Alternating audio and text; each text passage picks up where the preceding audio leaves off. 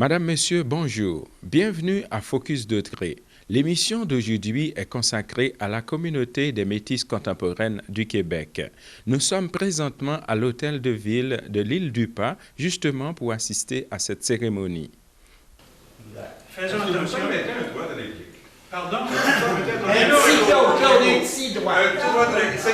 Je veux juste Un petit doigt, Claude. Je veux juste vous dire que, effectivement, Claude, j'en ai parlé. Je vous propose un projet, je pense, qui est rassembleux. On est une petite gang. Jean Jolicoeur, il y en a peut-être certains ici qui le connaissent.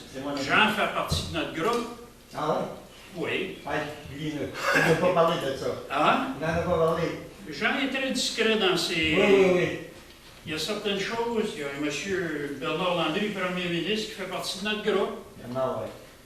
Il y a quelques autres personnes. On a commencé il y a 3-4 ans. On a la folie, nous, de vouloir faire connaître notre histoire. La façon de le faire, c'est de faire des bons.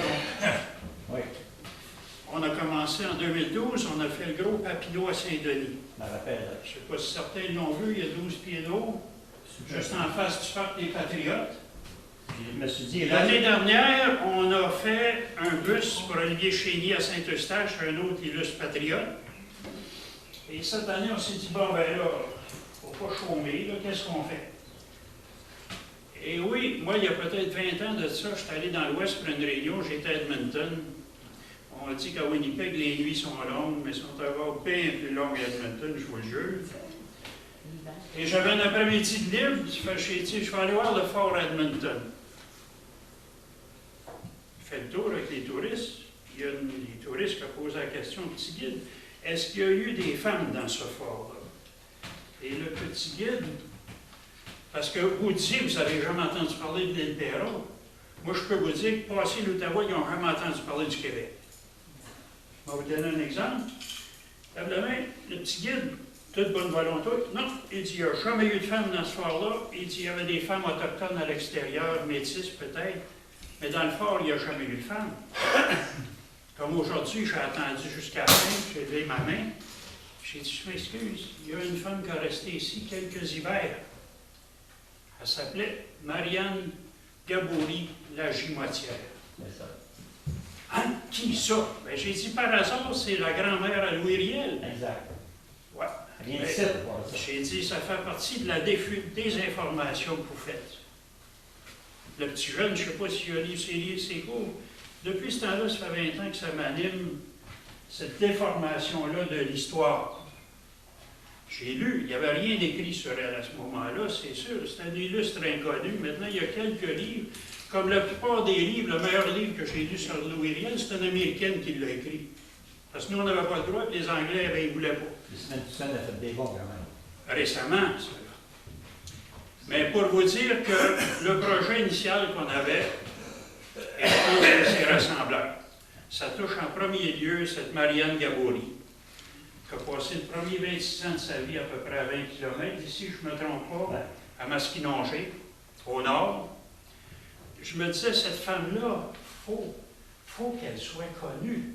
C'est une héroïne, je ne peux pas vous compter sa vie, ça prendra 6 mois. Parce que maintenant, il y a eu des écrits, on la connaît plus. C'est un hasard, c'est la grand-mère, et je vais couper ça là pour dire que là, on a annoncé, on a fait une conférence de presse il y a 2 semaines à Masquinongé, ça a été très bien couvert, parce que par hasard, c'est en Mauricie, là, donc c'est plus couvert par la Mauricie. Mais je tenais, malgré que je suis venu ici à quelques reprises voir Claude, les Métis, parce que je m'identifie à vous, mais ça va être surtout en Mauricie, la Société Saint-Jean-Baptiste de ce coin-là qui est embarquée, beaucoup de monde. Mais les gens de la Naudière, du Pas, et l'idée a fusionné.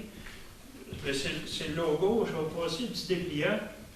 Il y a déjà, avant de faire un bronze, il y a des croquis qui se font ça. Ça va ressembler à ça. Il va y avoir 2 bus, pas un. On veut les ramener chez nous, ils nous appartiennent, ces gens-là. Nous appartiennent au pluriel. Et il va y avoir Marianne Gabouri, qui, elle, va regarder vers l'ouest, où elle est allée. Il y a déjà plusieurs siècles. Elle a vécu 26 ans à Masquinongé. C'est une pionnière, juste pour vous dire qu'elle a vécu 26 ans, jusqu'à l'âge de 26 ans, excusez, pas 26 ans, chez le curé. Et le curé lui a montré à lire et à écrire. C'était une femme très cultivée, même dans la musique. Et c'est ça qu'elle a amené dans l'Ouest. Avec les Métis, c'est eux qui leur ont montré à lire et écrire. C'était une femme incroyable. C'est le montagnard, hein? Hein? C'est le montagnard. Ça, en tout cas, on verra, mais elle va regarder vers l'Ouest, on la ramène chez eux. Elle nous appartient, elle fait partie de nous. Absolument. Et à 90 degrés, il va y avoir deux, ça allait évoluer comme ça, le projet, puis on est rendu là. Il va y avoir un buste à 90 degrés de son petit-fils, qui est né, comme on le dit souvent aujourd'hui, directement au sud, 20 km. Donc les deux, lui aussi, on le ramène, parce que comme j'ai entendu ici aujourd'hui, Louis Riel aussi nous appartient. Absolument. Il fait partie de nous.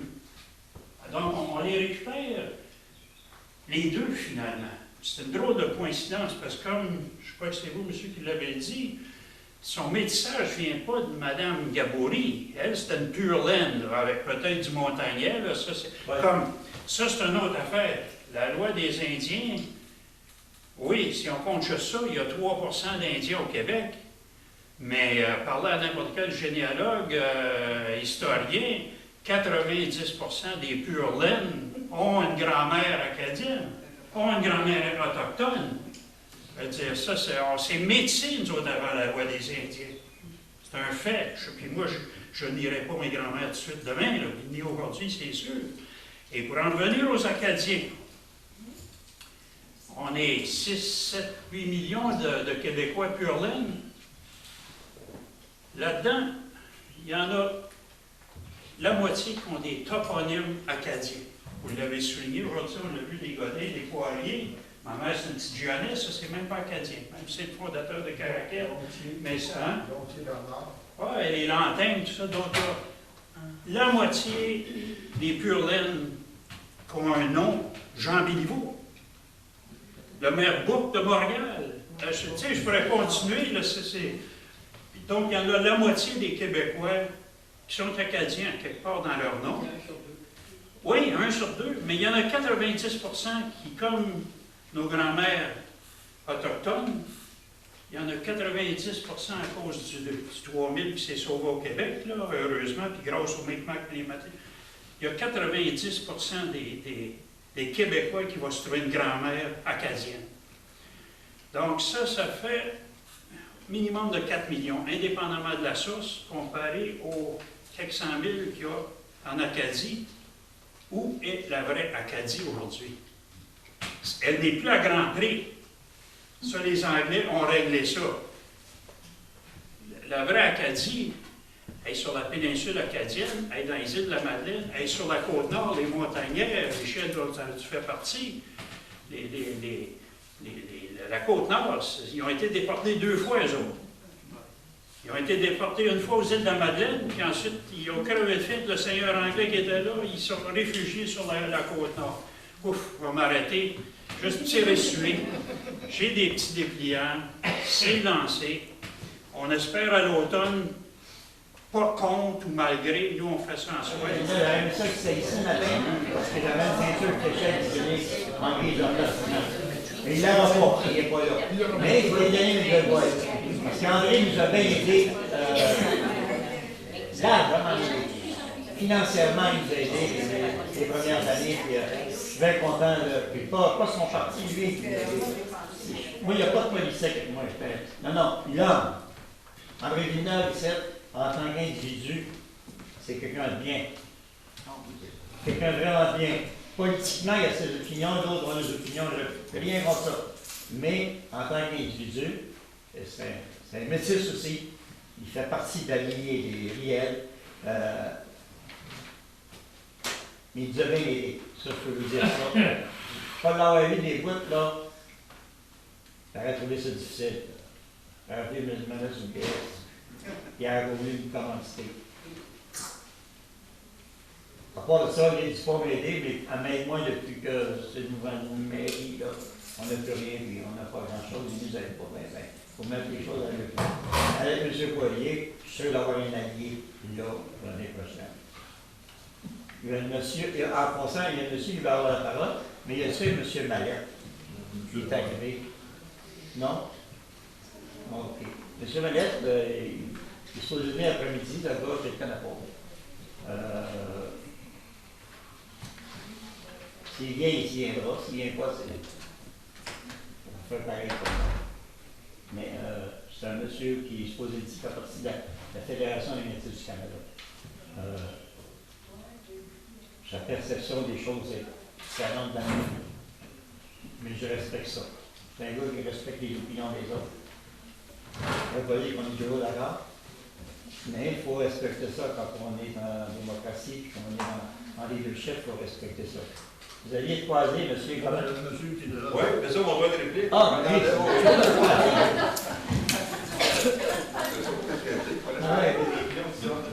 OK. C'est vrai que la vérité n'est pas facile, elle n'est pas intéressante, elle n'est pas bonne. Ce que j'ai parlé tantôt des Acadiens, okay. Je suis un professionnel de la santé avec un droit de pratique reconnu par une corporation professionnelle.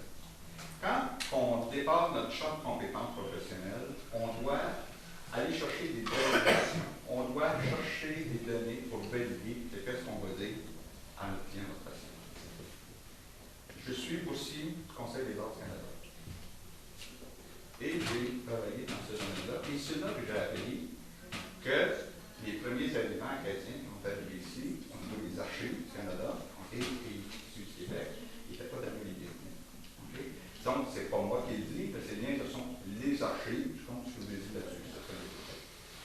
Ça, c'est un point encore. Évidemment, je parlais au niveau de l'accueil des Autochtones vis-à-vis des Québécois. Malheureusement, je vais vous donner une anecdote. C'est pas plus tard qu'il y a 2 semaines. Mon garçon est policier. Il s'appelle Nevar Riel de Château. Nevar Riel de Château. Et puis, il a donné une contravention à quelqu'un, les Québécois, urbaine. Il a donné une contravention de vitesse. Et la personne, le citoyen, a porté plainte à la commission de la déontologie policière, mentionnant qu'on ne devrait pas porter un nom comme ça. C'est seulement une anecdote, là, OK? C'est une anecdote, monsieur, je peux vous dire que... Non, dans le sens, c'est que... J'ai immigré au Québec, j'ai changé moi, de nom. j'ai vécu dans le domaine, OK? J'ai vécu le racisme, OK? Et je peux vous dire, OK? Que le racisme, OK? Est beaucoup plus, OK? Vivant ici, OK? Que dans l'Ouest, OK? Ça, je peux vous le dire, OK? Puis ça inclut le porteur d'avion en Winnipeg. On a-tu pendu ici? Alors, nous autres, ça fait partie de la communauté du respect des gens, qui soient anglais, français, italien ou russe. Ma mère, c'est américaine, mais elle est née à Massachusetts. Sa famille est immigrée par là dans le temps de la crise. Mes oncles restaient de droit. J'en ai dans le Manitoba. J'en ai des Indiens, des Anglais, des Français. Mais je les aime tous. Ça n'a aucune importance à la langue, la couleur ou la race. Ça, c'est fini, ces époques-là. On n'est plus là, là. On est rendu en 2015. C'est tout pareil, là. Il faut penser autrement. Il faut penser autrement. En tant qu'humain, on est des humains. On est sur la planète. Il faut se battre à tous les jours. Tu te battes à tous les jours pour un paquet d'émotions, bonnes ou moins bonnes. Il faut toujours se battre. Puis il faut aider notre voisin qui est à côté, pour lui permettre de traverser cette étape-là que le Créateur nous a dit, pour notre bien, pour nous faire évoluer. On évolue tout le temps.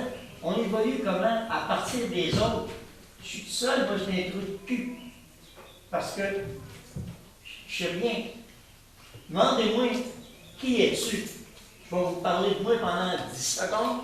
Je suis Claude Sanson. En indien, ils disent Mélican. Ma mère, c'est ici, maman, l'autre.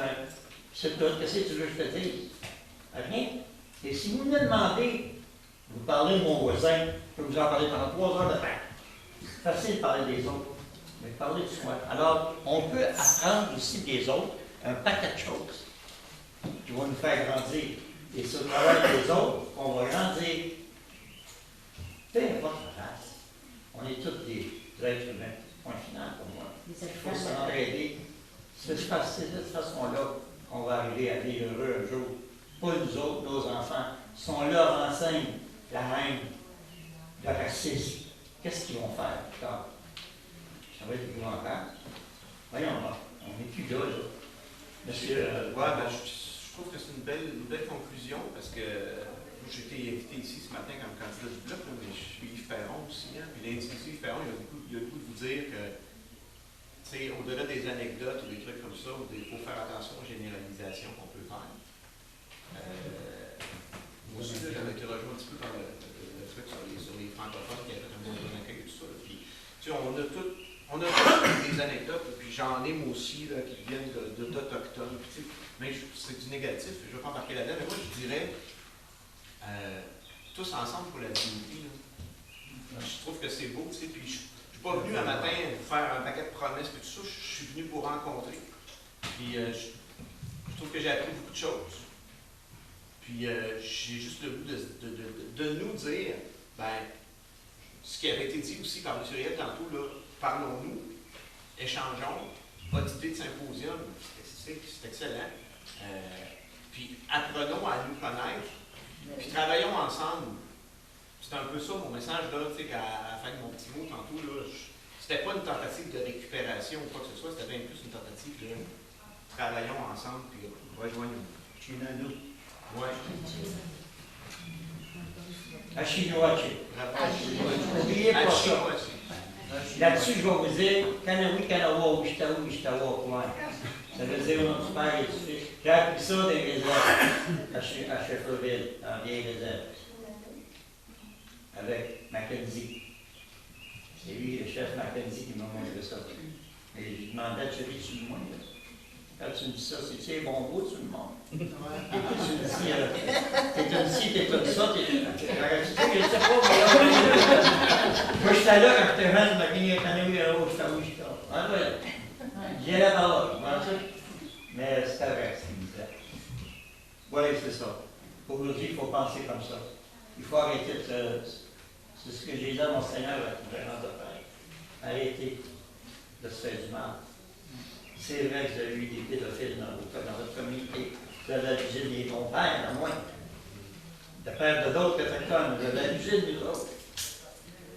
Je dis, moi, c'est fini ça. On est capable de bâtir les choses ensemble. Et avant la cérémonie, j'avais amené une calumet. J'ai dit, les hommes Monseigneur Lucier, j'ai dit,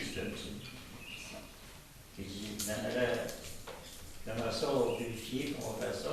J'ai des valeurs que j'ai adoptées qui sont pas de garde de la sécurité autochtone de mes parents. Je les garde jusqu'à je les aime. Puis j'y crois. Il dit, ça ne me fait rien du tout. Je dis, ça ne me dérange pas. Sauf qu'il ne savait pas, de mis du tabac sacré dedans, puis je buvais tabac, j'avais 15 ans à peu près, ça va après. J'ai bourré le calumet, puis j'en ai eu 9, je dis, allez-moi ça. Moi, je t'en compte. Moi, je ne fais pas. Et je savais, j'ai rien emballé, là, tu sais. J'espère la balle, de moins. Je n'aurais pas dû dire ça. Donc, je prends le calumet, je présente à mon Seigneur, comme il se doit. C'est une vidéo de ça, là. Ça a passé à la TV, hein. Pogne le cabinet, les deux David, les deux jouent, ils ont pas ensemble. Et moi, ils tiraient, ils en parlent. Les journalistes à l'enceinte, ils partent tous aller, ils vont bouler. Ils parlent tous. Même pas tu sais. Ils se verraient, ils disent, écoute, tu me vois à cachette, vous? Et rien, tu me vois à cachette.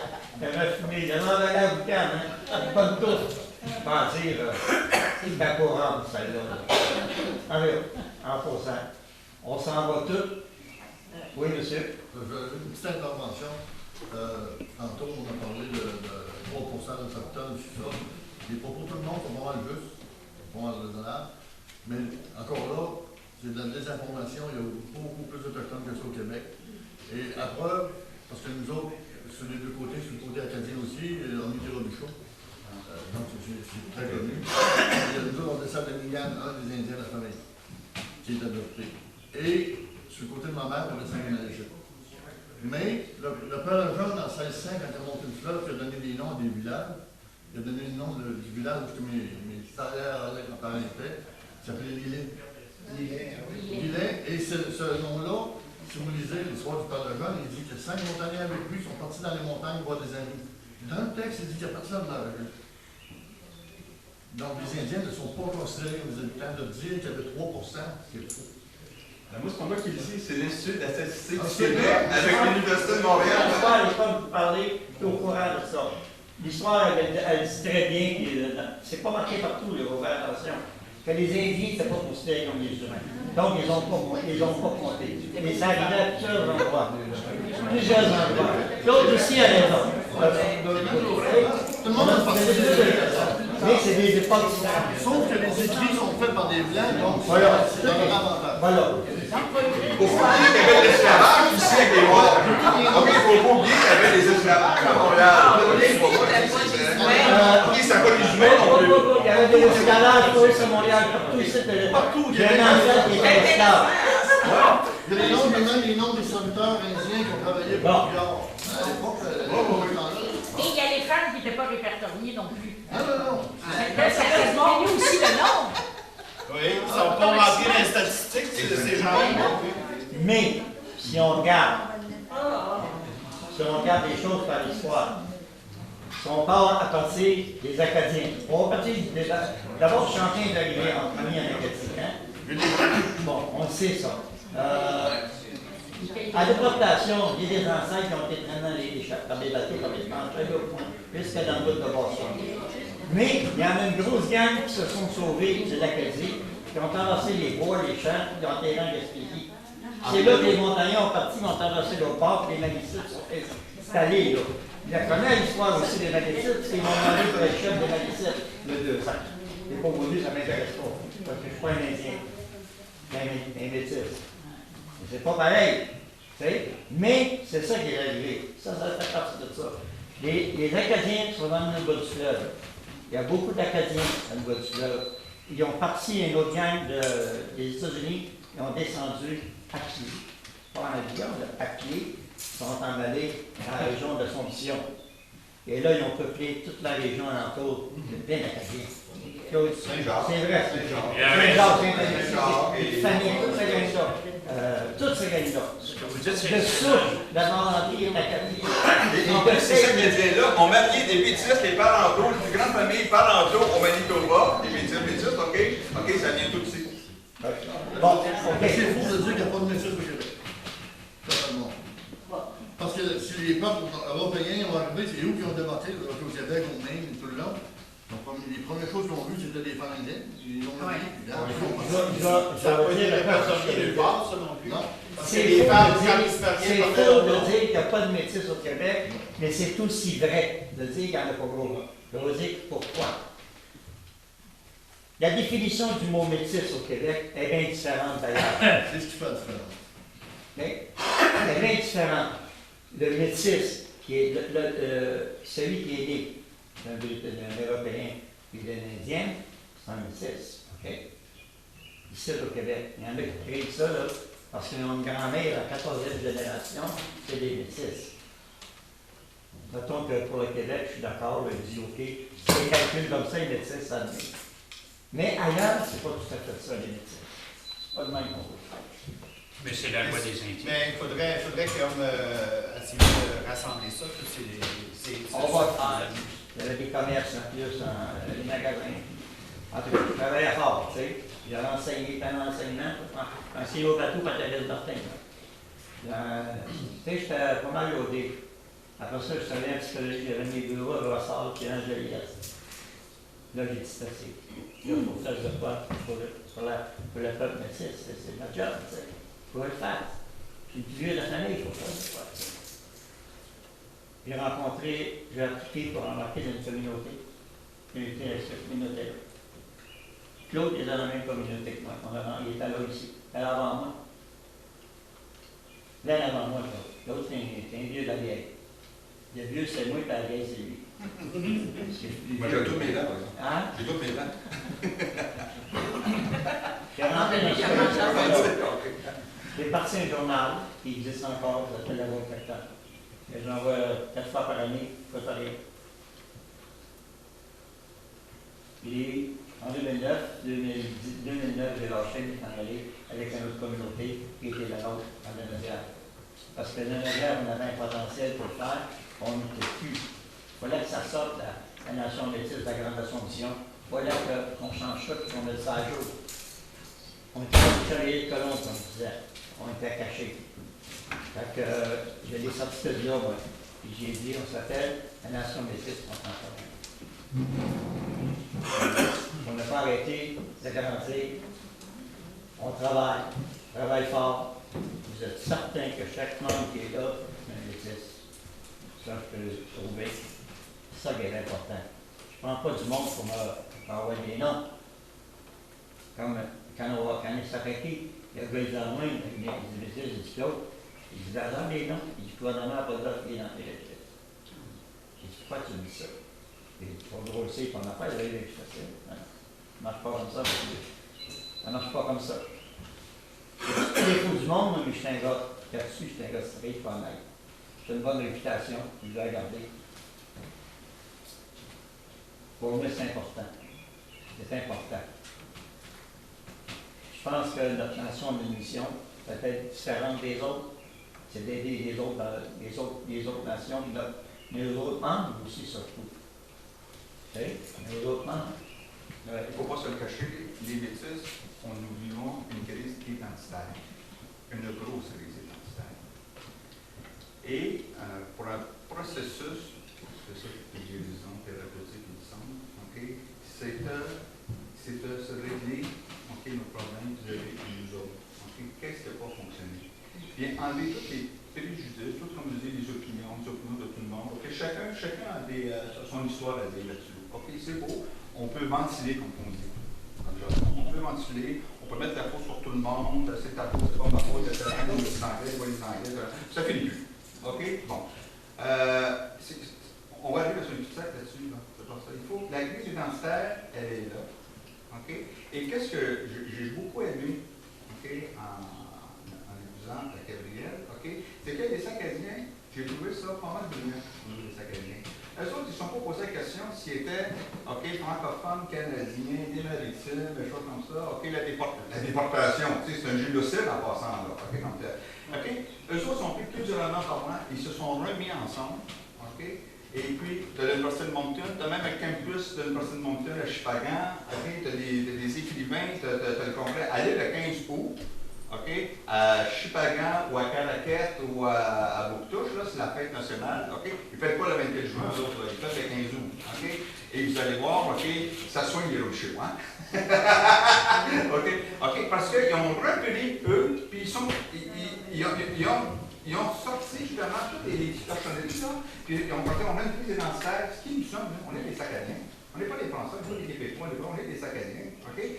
Les Acadiens qui sont au Nouveau-Brunswick, les Acadiens qui sont à l'île du Prince-Édouard, ou les Acadiens qui sont ailleurs, okay, ce sont les mêmes, c'est le même nom de famille en plus, okay? Et c'est à ce fort que je me suis fait dire l'an passé, on parlait de M. Landry, Maman Landry, okay, qui était premier ministre, ça avait été compté personnellement l'année passée sur le 4 à la 4, à côté de la poissonnerie. Maman Landry a été son premier ministre. OK? Puis il y avait une affaire justement dans le Boc-à-Raquette, il y avait de l'église, on la pension, on la vend pas. Il y avait une histoire sur l'église de Boc-à-Raquette. Fait que les Acadiens, là-bas, OK, avec le Conseil national acadien, ils disaient, Monsieur Landry, les Acadiens, ils disaient, vous, là, Landry, vous êtes Acadien? OK? Oui. Êtes-vous Acadien ou vous êtes Québécois? OK? Qu'est-ce que vous faisiez? Il pose la question. C'était premier ministre. Il dit, moi, je suis québécois, d'origine acadienne. Fait qu'il dit, bien, parfois, prendre le bateau, tu sais, c'est pas votre place. Ici, c'est des Acadiens. Il dit, vous êtes québécois, ça crée votre camp. Même si vous portez le nom de l'Anglais, comme tel. OK? Si je vous dis ça, parce que la question identitaire, l'Anglais s'est identifié comme étant québécois. C'est son choix, c'est son libre choix. OK, comme tel. Et c'est la même chose, OK, au niveau, parce qu'on fait, nous, avec les métis, OK, on peut faire une définition de c'est qui un métis. OK? Mais il faut revenir, puis c'est là qu'il faut tout épurer. OK? Même épurer, faire le mélange comme tel. Le mélange prospère au niveau des métis. OK? Et puis c'est pour ça que, je reviens encore, je termine, ça va être le message bien clair, si nous pouvions se rencontrer encore une fois, OK? Mettre une structure permanente, OK? Et aller d'une façon objective, pas une question émotionnelle, pas une question subjective, OK? Aller chercher les documents, aller chercher les autres personnes, OK? Remettre ça dans une méthodologie comme telle, OK? Pour aller chercher notre crédibilité. C'est ça, dans ça, le message que je voulais vous passer aujourd'hui. C'est-à-dire, c'est la raison pour laquelle je suis ici. OK? Et là, on va faire. Là, je trouve ça très intéressant en passant, là, le fait qu'il y ait plusieurs Acadiens ici, là, je trouve ça très symbolique en passant. Okay, On est pas mal tous Acadiens. Les gens qui sont là, presque tous des racines acadiennes. Sauf une chose, pour finir mon histoire de tantôt, Claude, il m'a appelé, on s'est rencontrés hier, on a jasé. Il m'a fait parler d'un projet. J'ai réfléchi à ça pas mal cette nuit. Puis, moi, j'ai dit hier, je confirme encore que ça m'intéresse le projet. J'aimerais que tous ceux qui sont intéressés à un centre culturel, puis à démystifier ça, m'envoie un courriel, puis avec les coordonnées, il va prendre tous vos courriels, vos coordonnées, on va faire une banque à part. J'invite les gens du gouvernement à s'impliquer, de tous les gouvernements. Oui, il y a de quoi faire, d'intéressant pour l'humanité. Je le dis comme ça, pour l'humanité. On est capable de faire des choses ensemble. Vous allez tous aller là-bas, vous allez avoir beaucoup de culture qu'on va vous enseigner. Vous allez avoir des artisans, vous allez avoir ça à faire, de la musique à soir, on fournit les cours. On est open. Les hot dogs, ça va tout faire la baguette. C'est juste qu'on s'en Madame, Messieurs, bonjour. Ici Jean-Louis pour CTRB. Nous sommes aujourd'hui à l'hôtel de ville de l'île du Pas, justement pour rencontrer Monsieur Claude Sanson, qui est chef de la communauté des Métis contemporaines du Canada ou du Québec, Monsieur Sanson? Du Québec. Oh, ben, c'est pas en fait du Québec. Alors, Monsieur Sanson, ça va bien? Oui, ça va très bien, merci. Monsieur Sanson, j'ai une question à vous poser. En tant que chef des Métis de la communauté des Métis contemporaines du Québec, quel est votre rôle dans cette communauté-là? Mon rôle, c'est de diriger les Métis avec des objectifs qui ont été fixés pour aider les semblables puis développer la culture métisse ici au Québec. Surtout ici dans la région de la Naudière, c'est le bassin des Métis. Et l'île du Pas, c'est le lieu, c'est la terre des Métis en fait, parce que c'est ici que le premier Riel est arrivé. Jean-Baptiste Riel d'Île-Irlande, qui a marié une Indienne, une de Lavaltrie, une Coutu. Alors, première année, on a fait un monument. Deuxième année, on a eu un traité avec Monseigneur Lucier.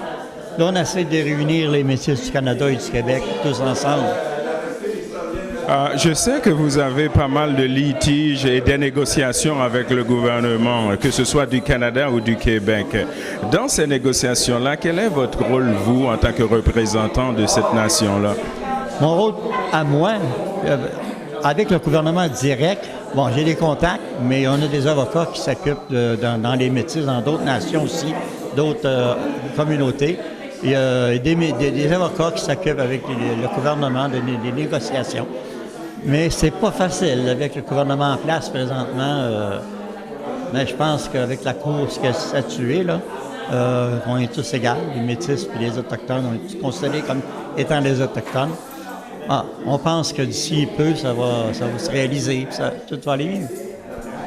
Tout à l'heure, j'ai suivi que vous avez eu un échange avec une madame qui vient du Québec. Alors, c'est quoi le rôle des femmes, justement, au niveau de cette communauté-là? Quel rôle vous donnez aux femmes? Les femmes ont le rôle aussi important que les hommes. Pour moi, les femmes dans la communauté sont égales à l'homme, c'est sûr. Même que dans mon conseil, j'ai plusieurs femmes. J'ai plus de femmes que d'hommes, tu sais. Puis celle que je prévois qui va finir par me remplacer à un moment donné, ça va être probablement une femme, tu sais. OK. D'ailleurs, si je comprends bien, pour vous, l'émancipation des femmes, c'est une très bonne chose. C'est une très bonne chose, mais même pour nous autres, il y a beaucoup de groupes que la femme a un rôle plus important que l'homme. Bon, alors, merci beaucoup, monsieur Sanson. On va se rejoindre tout à l'heure à la salle des communes là-bas. D'accord, merci, monsieur. Je vous en prie, monsieur. Monsieur, nous sommes toujours à l'hôtel de ville de l'île du Pas. Nous sommes aujourd'hui en compagnie de monsieur Claude Riel-Lachapelle, qui va nous parler un petit peu de cette grande réunion des Métis qu'il a assistée. Alors, monsieur Riel, ça va bien? Oui, ça va très bien. Oui, merci. Oui. Votre participation a été tout à fait extraordinaire dans cette réunion-là, c'est ce qu'on a constaté. Vous avez parlé beaucoup. Parlez-nous un petit peu de M. Louis Riel, qu'on a parlé beaucoup aujourd'hui dans cette réunion-là.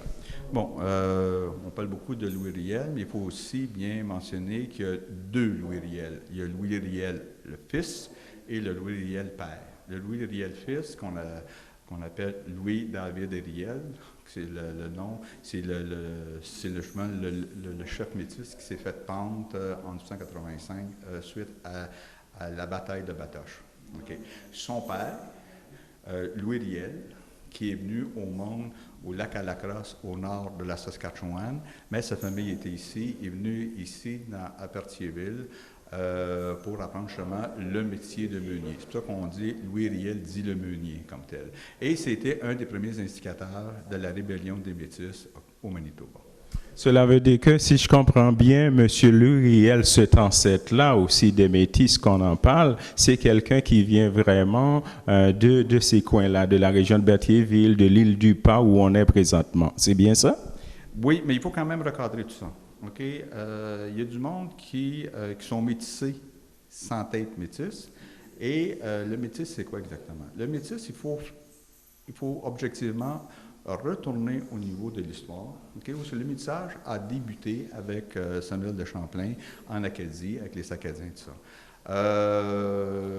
Ces personnes-là étaient des personnes un peu persona non grata, parce que, entre guillemets, ils avaient souillé le sang français. Il faut toujours se rappeler qu'on est au 16e siècle, là, au début de l'établissement français en Amérique du Nord. Donc, ces personnes-là qui vivaient en marginalité avec l'établissement du temps, avaient ni terre, ni ci, ni ça, parce qu'ils avaient épousé, entre guillemets, tout s'appelle au niveau de la traite des fourrures, etc., etc.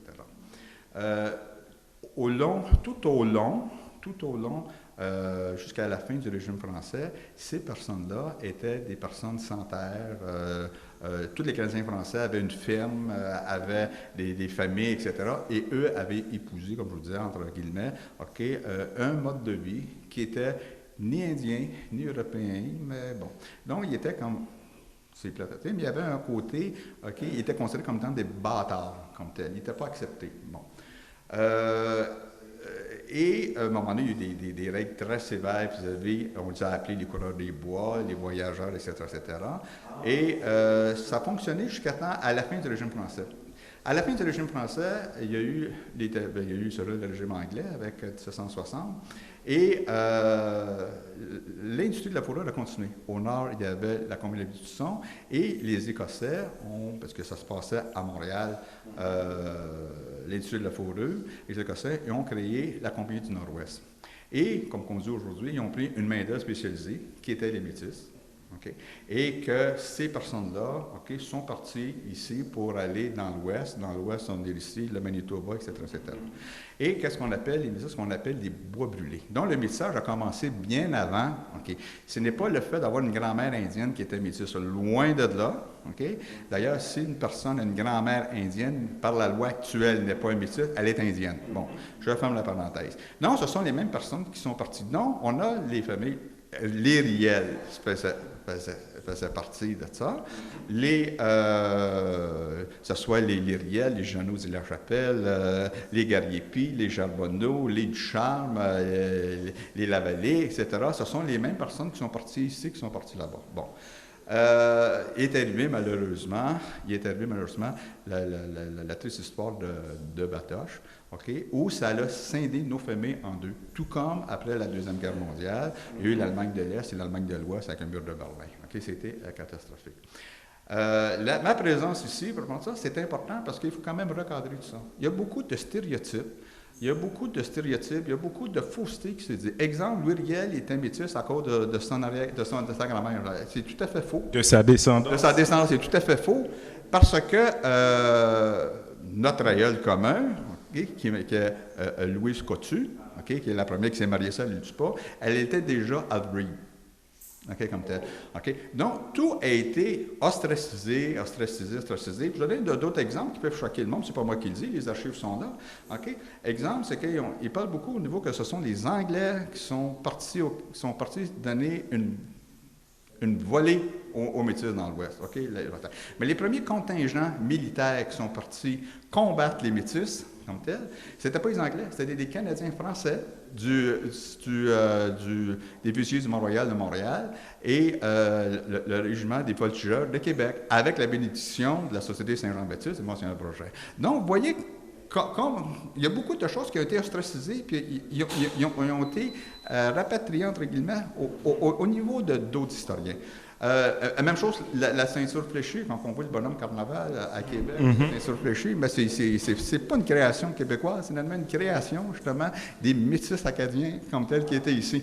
Donc, c'est plein. Donc, tout ça, je vous donne quelques exemples. C'est pour ça que ça justifie aussi ma présence ici, pour rectifier les choses, c'est dire, ben, ça c'est comme ça c'est comme ça, allez vérifier ça, allez vérifier ça, démystifier, aller à une pensée beaucoup plus objective et surtout arrêter de véhiculer justement des stéréotypes et des préjugés. Et c'est pour ça que, en tant que, ça fait depuis les débuts des années 1970 que je suis témoin et acteur, dans mon milieu, et c'est pour ça que je devais être un devoir, pas seulement parce que je m'appelais Riel, puis je fais le seul Riel ici, là, et deuxièmement, c'est ça, de rectifier les faits, non, c'est pas ça, là, même si la vérité choque, mais c'est ça.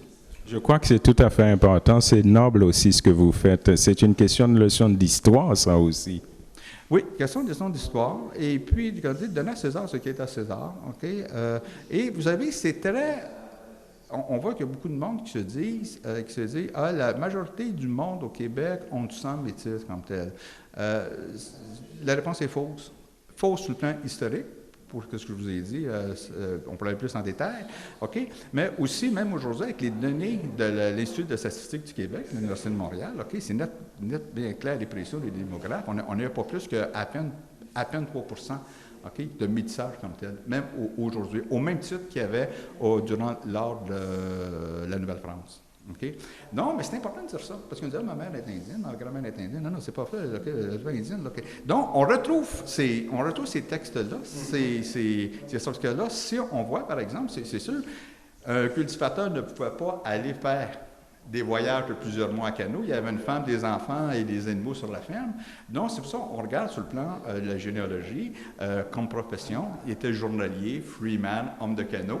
Puis en plus, on voit que les contrats qui sont été signés par la Compagnie de la baie du Son, tout est archivé, ou la Compagnie du Nord-Ouest.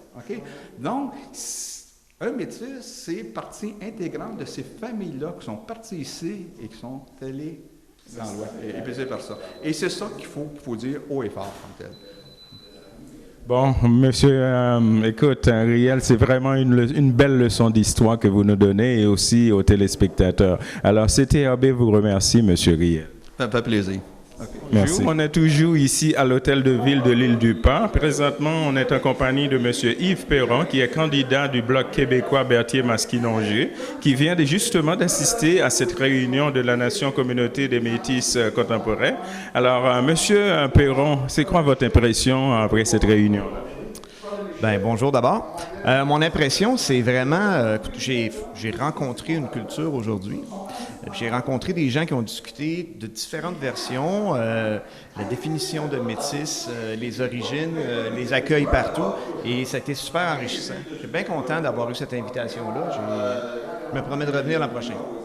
C'est une très belle communauté aussi. On voit il y a beaucoup d'échanges aussi au niveau de cette communauté-là. Disons, on peut dire que ça brasse beaucoup parce que ce sont vraiment des gens qui prennent à cœur leur communauté. Alors, qu'est-ce que vous en pensez de tous?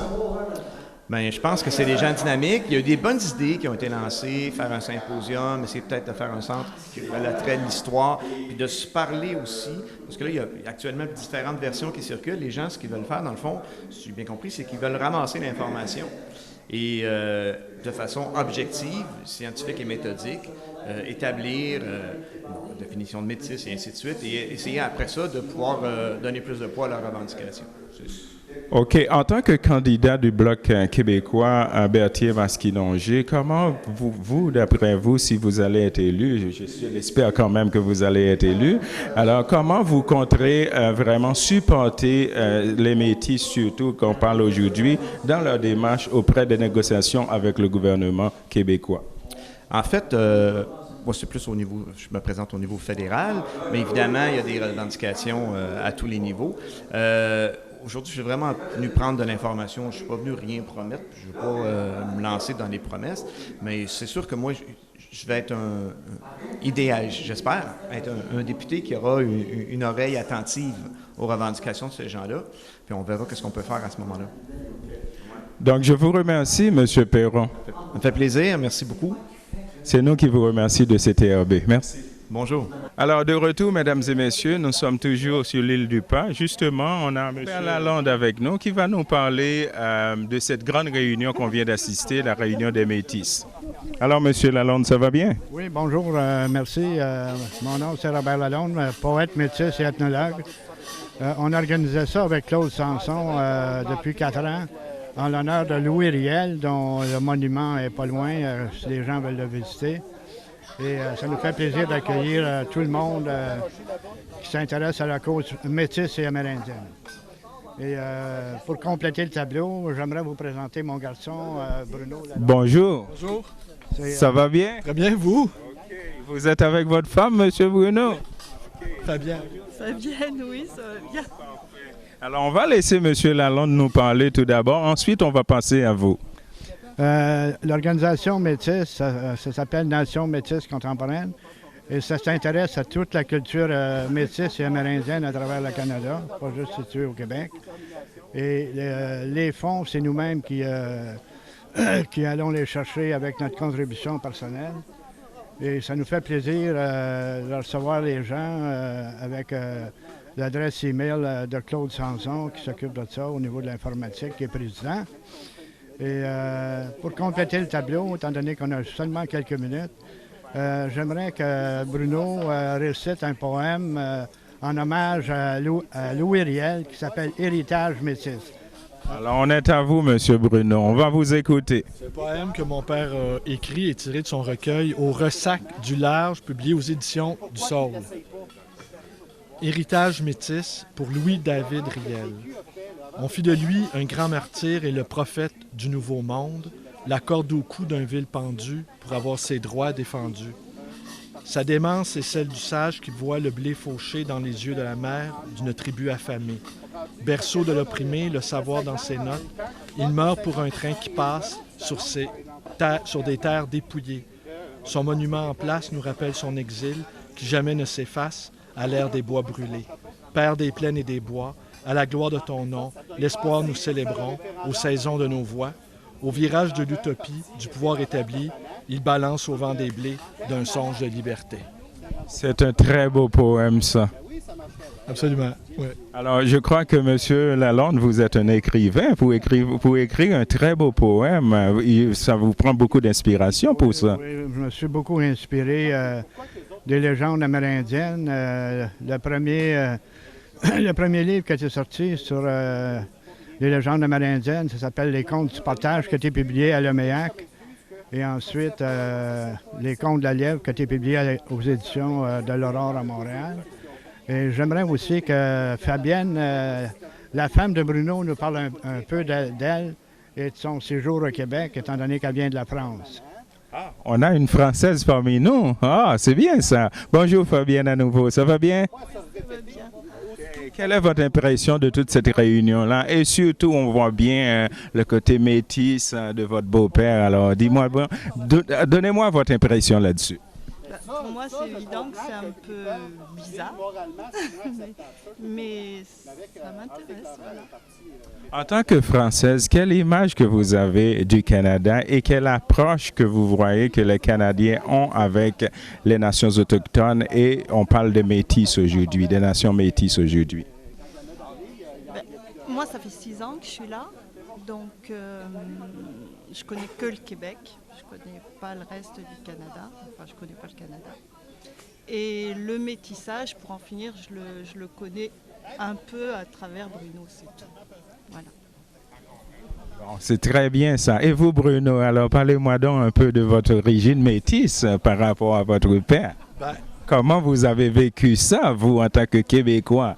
Moi, c'est quelque chose que j'ai toujours, je dirais, quasiment refoulé d'une certaine façon.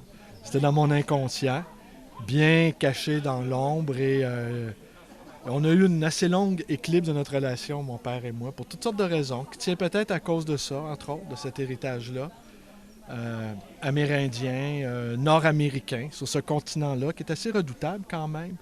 Une histoire de famille difficile. Et retrouvant mon père, je retrouve également cet héritage-là. Alors, c'est un double héritage retrouvé dans mon cas. Et puis, je peux dire, concernant ma compagne, Fabienne, qu'elle a été l'élément...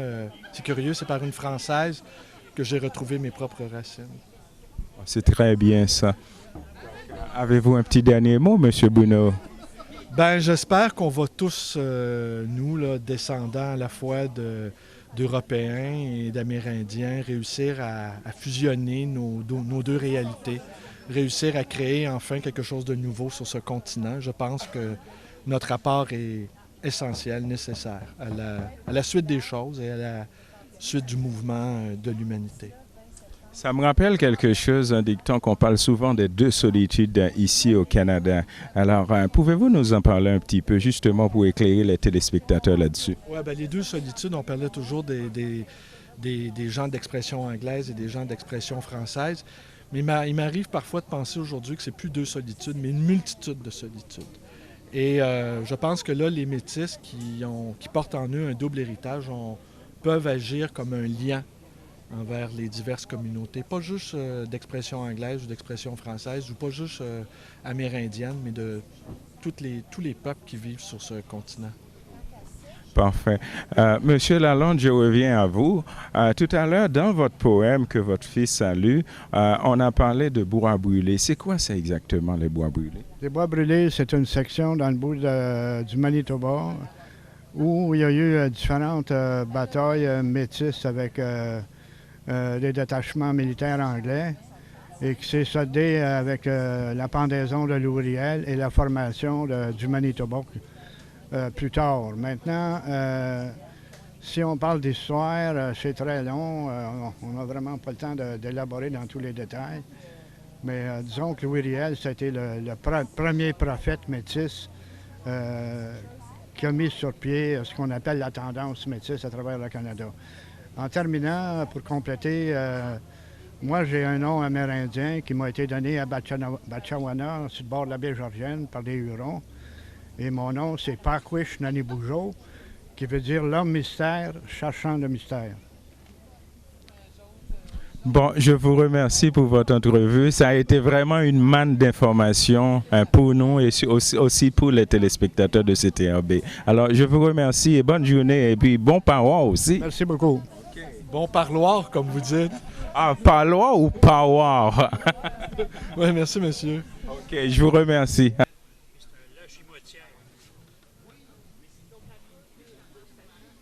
Sa fille a marié un Riel qui, lui, était métissé.